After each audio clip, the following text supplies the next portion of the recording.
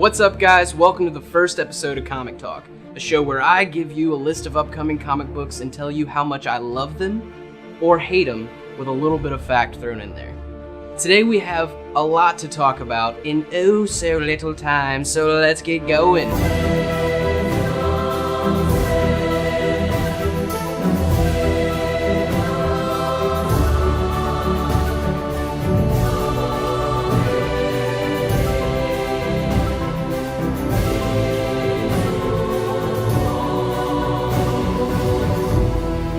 First on our list today is a comic book called Spread. If the cover art doesn't immediately sell you, then I don't know what exactly will. The art of this book is incredible, and also the story is centered around a quiet yet deadly loner named No, alongside a baby named Hope, who holds the key to stopping the spread. They must traverse the apocalyptic world looking for the right person to help them before the spread destroys all of mankind. What do I have to say about it? Sold! It'll be a bumper. Second on our list is the 100th anniversary Spider-Man #1. This story is written by Sean Ryan, who has recently worked on other stories like Uncanny X-Men Special and the new Suicide Squad. For this story, it's the future of 2061. The Kingpin now holds the symbiote suit, and with it, the power! The art on this thing looks gritty and raw, which is something that I really look for in most comics. With a deadly 1-2 punch of story and art, this will absolutely be a great read. So Marvel, sold! Next up for Spider-Man Mania is Spider-Man 2099, written by Peter David. He was the original project lead back when 2099 got its start, and he now returns to helm the newest chapter in the O'Hara story.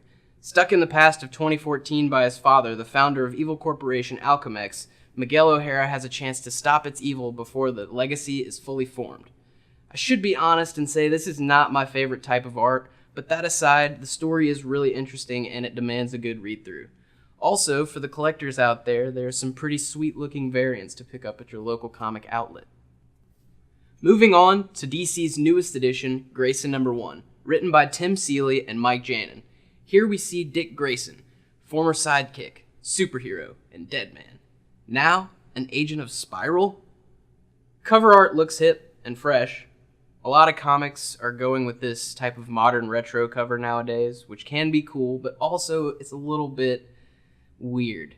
Basically, what you have here is a super spy thriller story every week with Dick Grayson.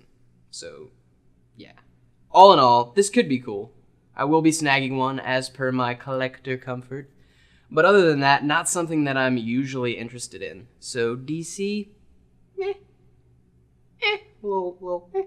Also from DC, we have new Suicide Squad #1, written by previously stated Sean Ryan. The team travels to Russia and adds a few faces to the roster, including Deathstroke, Joker's daughter, and Black Manta. If you're a fan of these characters, you will not be disappointed by this book. So DC, redemption! Second to last on our list today is Deadpool, Draculas Gauntlet. Project leads on this one are Gary Duggan and the ever beautiful Brian Posehn.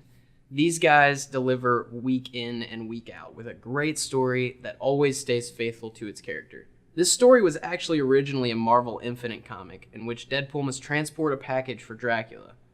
There are even some guests in this one, including but not limited to Blade and Hydra Bob. Honestly, you can never go wrong with a good Deadpool story. The more outlandish, the better. So Marvel, sold! Finally for this week, The Walking Dead. With the recent revamp not only in cover style, but also a massive advance forward in time, we're seeing a new side of survivors we have yet to see, as well as some fresh faces. So it comes as no surprise that again, someone from the interwebs decided to try and mess with us by pulling the old Dixon card. Me personally, I saw this image a month ago and was not fooled at all. Kirkman has stated many a time that the Dixon brothers are only and will only be a part of the television series, linchpins in their own universes. That's pretty deep, Kirkman. I am totally okay with this. There are far more amazingly badass characters already in the book. In fact, you know what, Kirkman, if you do throw them in there, give them 3 days to live. Wolvie Berserker style, shnigga, wah! What I am absolutely loving are the new looks of our heroes. Even though Carl kind of looks like a Weezer band member, he still sells the look. And Rick, well, the badass just got more badassier. What we are seeing is a confident leader, a man who has assumed his responsibility and is also getting to tap some pretty sweet hardcore booty. So Robert Kirkman, sold! So that about wraps it up for us on the first episode. Before I go, I would like to say thank you for watching. And don't let my ideas on these books turn you off from something. If you have the desire to read something, then do it. That's why they are here and in so much variation. With comic books, each one allows its reader to travel from the humdrum daily grind of existence to a rich world that is always filled with the most creative of imaginations. So please, go by your local comic store today, support your local nerds, and get started on your journey into imagination. My name is Nick Hein. Thank you for watching Comic Con. Okay. Former child, what? You need something to drink. Why? Pasty mouth. Sorry. It's hard being a celebrity. Thank you. Thank you very much. I need some towels, please. No towels for you, sir. I'll just fight through it. I'll fight through the pain.